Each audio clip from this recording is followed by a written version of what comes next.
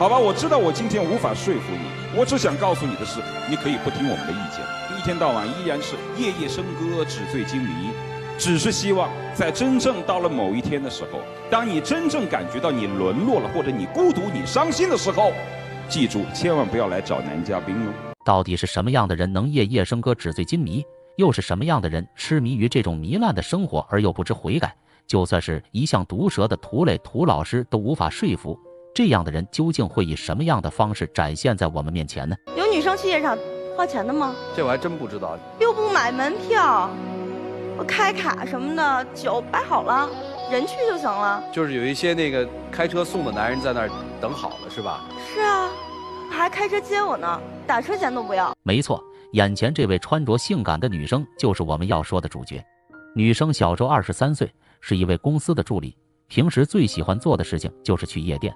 之所以这样，其原因有2点。第一点是小周喜欢这种荒淫无度的生活，因为这种生活会给她带来快乐和满足。而第2点则是贪图小便宜。正如她自己所说，去夜店的女生从来都不用自己消费，那些贪图美色的男人会提前准备好这一切，甚至还有车接车送的待遇。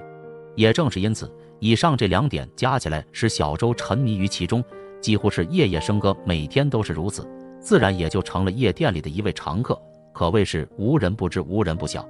但问题是，作为男友的小严受不了了。现在的问题是，你说他夜夜笙箫是吧？对，天天都去吗？有点夸张吧？基本上都是吧，这没什么夸张的。开始的时候吧，因为他比较喜欢去，我也陪他去过1次2次的，所有人他都认识，每次去就是所有人都需要跟他打招呼，都需要跟他喝酒，我觉得也挺不好的，并且出去的时候他很少介绍说，哎，这是我男朋友，怎么地。说来也巧，男生小严和这个女生的相识就是在夜店。当时是小严和朋友赌球输了，受到惩罚，要求小严身上挂着个牌子，并写上无聊求搭讪字样。于是小严就来到了夜店接受惩罚，不曾想恰巧被小周看到，于是乎小周就上前搭讪，就这样2人便开始了这段恋爱。但之后小严发现女友并不是偶尔去夜店的那种人，而是夜夜笙箫，夜店里的人不管是服务人员还是客人，几乎都认识自己的女朋友，俨然成了这里的常客。所以小严这才恍然大悟，原来自己找了个夜店女当女朋友。不过小严并没有因此而放弃，还是想多劝劝女友少去那种地方。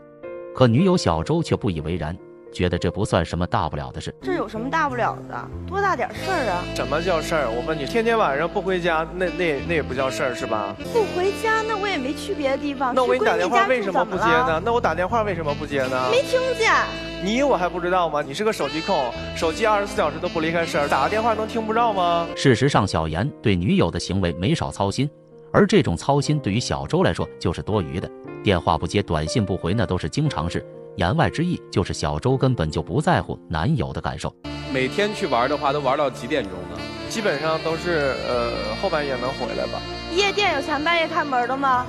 那你们每次为什么非得去夜店玩吗？每个人都有自己的喜好。去夜店已经成了小周的一种习惯，而这种恶习作为男友的小严根本就阻止不了。如果说得太狠，2人就会吵架；说得太轻又不起作用。所以小严面对这种情况可谓是敢怒不敢言。但也正是因为男友的敢怒不敢言，小周变得越来越放肆，竟欺骗男友和夜店里的异性朋友在游泳馆里玩起了鸳鸯戏水。她平时就是特别爱玩，有一次她骗了我，她说有几个闺蜜朋友想去那个游泳，我说行，你们去吧。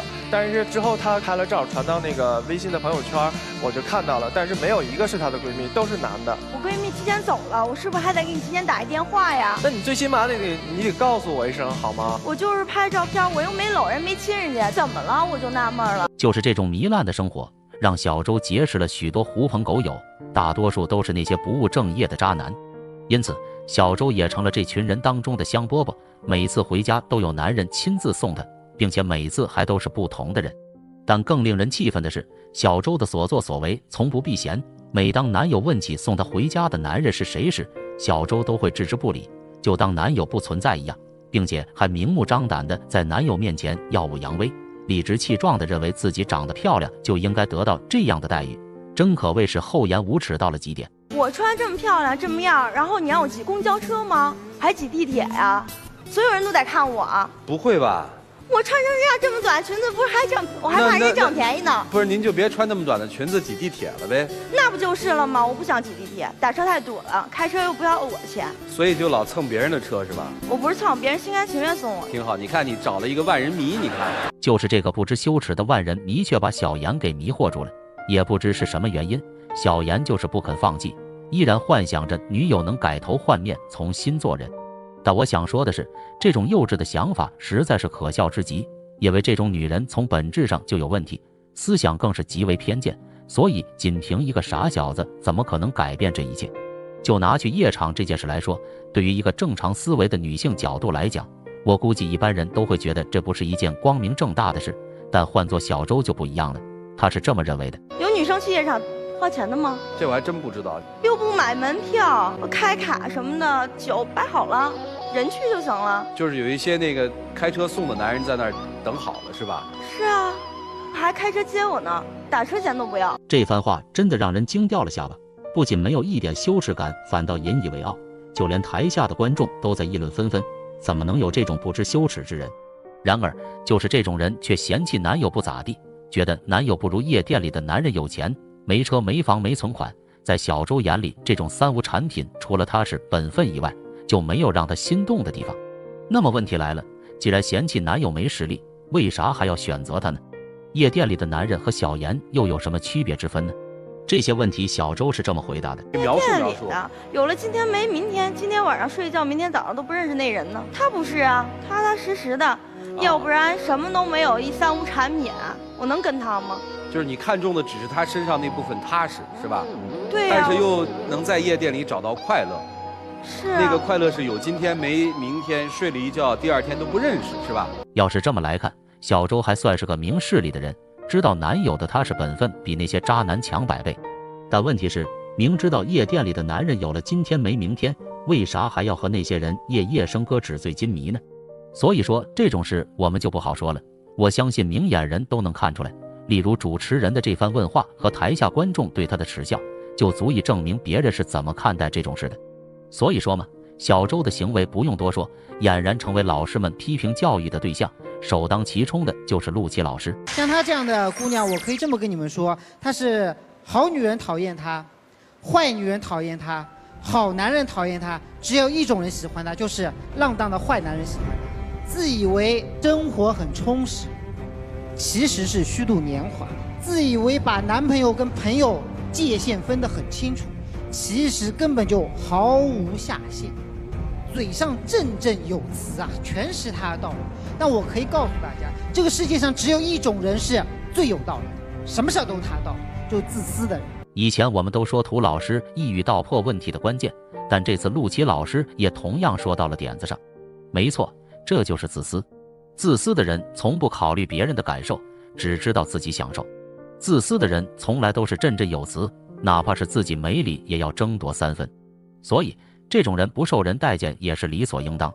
然而面对老师的批评教育，不知悔改的小周当然不能接受别人说他自私，当场做出了反驳。什么事儿首先的立场就是我是对的，你是错的。这年头还有不对自己好的人吗？那不对啊傻子吗？就你最聪明，但最后吃大亏的就是你。自以为上夜店不用花钱占了便宜，自以为车接车送省钱又省时，其实这都是贪小便宜吃大亏。因为你所做的这些事情毫无意义，甚至会因此而失去尊严，失去真爱。如果说长此以往的这样下去，那么吃亏的必定是自己。